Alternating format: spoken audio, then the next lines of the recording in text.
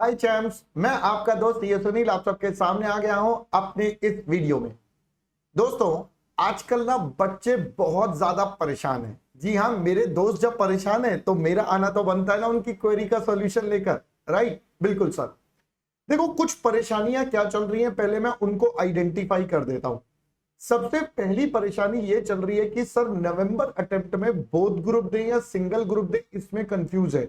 क्योंकि कुछ बच्चों का जिन्होंने बेटा मई में अनफॉर्चुनेटली क्रैक नहीं कर पाए, जिनका क्लियर नहीं हो पाया किसी भी रीजन से, तो सर अब वो कंफ्यूज है कि सर हम नवंबर में बोथ दें या सिंगल दें। सबसे पहला डाउट। दूसरा सर, अब ये बताइए हम बोथ दें या सिंगल, हमारे को नवंबर अटेम्प्ट को अप्रोच कैसे करना है, how we are going to approach it, हमारी स्ट्रैटेजी क्या होनी चाहिए, हमारी रिवीजन कैसे होनी चाहिए, हमारा सारा सिस्टम कैसे होना चाहिए। तो मैं आज इस वीडियो में आपको इन दो सवालों के जवाब दूंगा, तो पूरी बातें ध्यान से सुनिएगा। देखिए बेटा, मेरे सामने सबसे पहला सवाल आता है कि सर ये जो नवंबर 23 है इसमें हम क्या करें, whether we should go for both group या हम इसके अंदर सिंगल ग्रुप दें। तो देखो दोस्तों, मैं आपको सिंपल सा आंसर इसके लिए देना चाहूंगा। मैं कोई चीजों को कॉम्प्लिकेट नहीं करूंगा आपके साथ, मैं बहुत ही सिंपल तरीके से आपको इसका आंसर दूंगा। And the answer lies with you. What is that? देखो बच्चों, नवंबर 23 में यू मस्ट हैव टू, मतलब मैं कोई ऑप्शन नहीं दे रहा हूं, I am not giving option. नवंबर 23 में भाई मेरे हिसाब से मैंडेटरी है कि आप सबसे पहले अपना ग्रुप 1 तो क्लियर करना ही करना है। सर अगर ये क्यों मैंडेटरी है ये भी थोड़ा बता दो। बेटा, ग्रुप 1 क्लियर करना मैंडेटरी इसलिए है मेरे दोस्त, बिकॉज नवंबर 23 के बाद मई 24 से हमारा सिलेबस चेंज हो जाएगा। अब उसके अंदर काफी सारे बदलाव आएंगे, लॉ में, अकाउंट्स में, टैक्स में, सब में आएंगे। अब देखो दोस्तों, प्रॉब्लम क्या होगी प्लीज समझना, बड़ी इंपॉर्टेंट बात है ये। लेट सपोज आप अगर ये नहीं कर पाते हैं किसी रीजंस की वजह से, तो बेटा आप ये पेपर दोगे अभी नवंबर 23 में। ऑब्वियसली हर बच्चा अपने रिजल्ट का वेट करता है। मैं उम्मीद कर रहा हूं इस बार की तरह इंस्टीट्यूट जनवरी में रिजल्ट दे देगा स्टार्टिंग में। अगर इंस्टीट्यूट जनवरी स्टार्टिंग में भी रिजल्ट दे देता है तो बच्चा जरा ध्यान से सुनना, you have only 3 months technically to prepare for again. तो आपके पास जनवरी का आधा महीना, फरवरी और मार्च, अप्रैल में काउंट नहीं कर रहा, वो रिवीजन के लिए रखता हूं। तो आपके पास 2.5 to 3 months होंगे for your again preparation, which will again become a very challenging for just group 1 also, because there will be changes in the subject, law में चेंज, टैक्स में चेंज, अकाउंट्स में चेंज। तो भाई उन सबको तैयार करना अपने अंदर एक बहुत बड़ा चैलेंज होगा। तो दोस्तों, you have to be very very careful, I am telling you. तो भाई मेरे हिसाब से ये वाला स्टेप तो मैंडेटरी है, मतलब इसमें कोई ऑप्शन नहीं है, there is no second option, इसमें कोई सेकंड ऑप्शन ही नहीं होना चाहिए। It's a mandatory to clear group 1। अब बात फिर से वहीं सर बोथ दें या सिंगल। बेटा देखो, मैंने आपको बता दिया ये तो मैंडेटरी है, सेकंड ग्रुप मैं आपको ऑप्शनल में देता हूं। अगर आप बिल्कुल कॉन्फिडेंट हैं कि हाँ यार ये तो मेरा अब तैयारी हो गई है, बिल्कुल एकदम सेट हो गया मामला, तो आप ग्रुप 2 पर मूव ऑन करें, वरना बेटा स्टिक टू ग्रुप 1 ओनली। क्योंकि मई में सिर्फ 2 पेपर देकर आपका ग्रुप 2 क्लियर हो जाएगा, जो उम्मीदें हैं एज पर, अभी कोई ऑफिशियल नोटिफिकेशन नहीं है, but we are assuming costing आपका इस बार ग्रुप 1 में क्लियर होगा तो अगली बार नहीं देना पड़ेगा। तो आपके पास सिर्फ 2 पेपर होंगे पास करने के लिए, दैट इज एफएम और एसएम, एंड साथ में आपका audit. So you will be saved from that. तो भाई मेरे हिसाब से ये तो मैंडेटरी है, तो बोथ ग्रुप देना चाहते हो बिल्कुल दो, कोई डाउट नहीं है। अगर आपको लगता है हाँ यार शॉर्ट निकल जाएंगे, हमने प्रैक्टिस अच्छी करी है, मेहनत अच्छी करी है, तो बस फिर तो कोई डाउट ही नहीं है।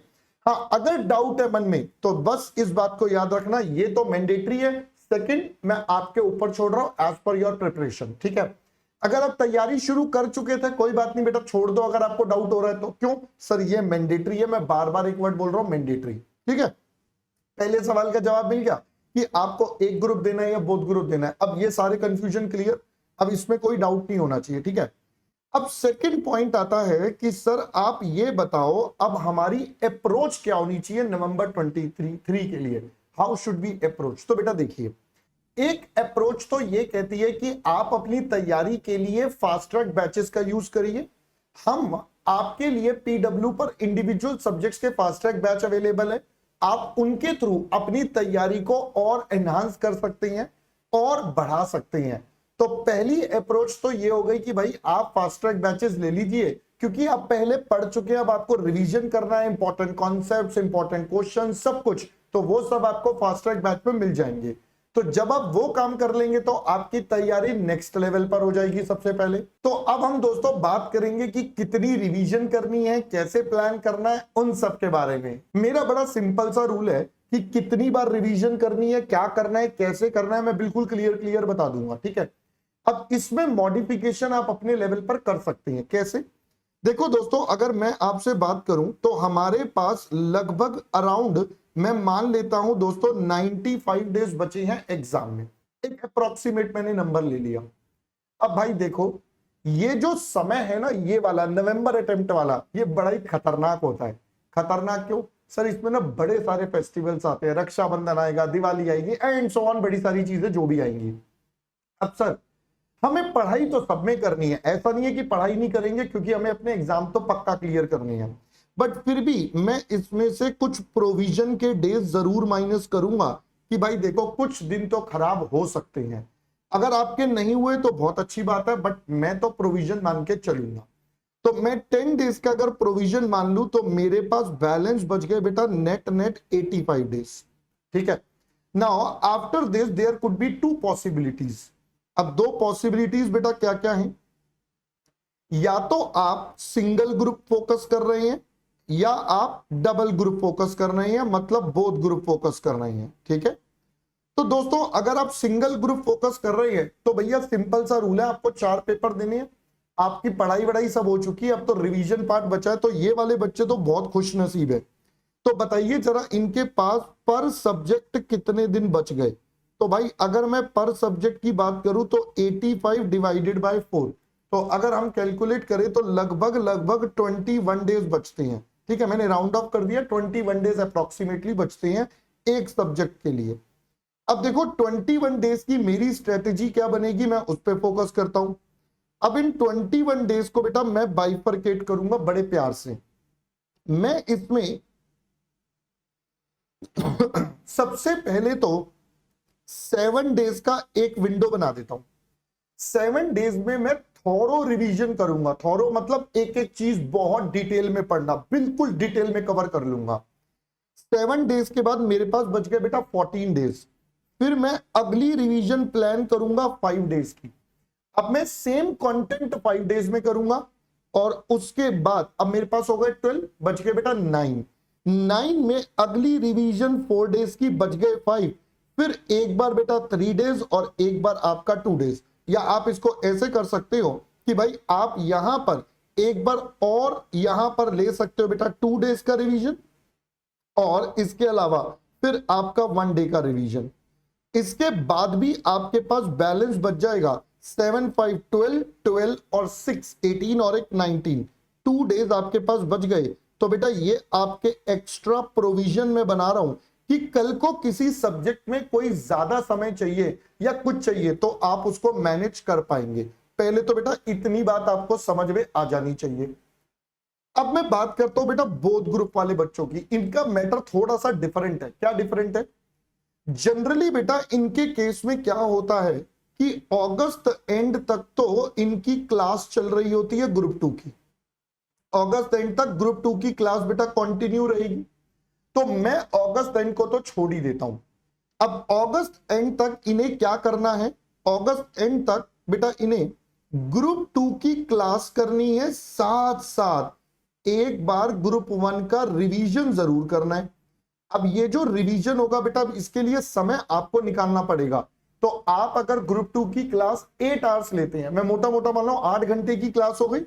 8 घंटे की क्लास के बाद आप, मैं कहता हूं 2 घंटे रिवीजन में लगाते हैं। ग्रुप 2 के रिवीजन में 10 घंटे हो गए।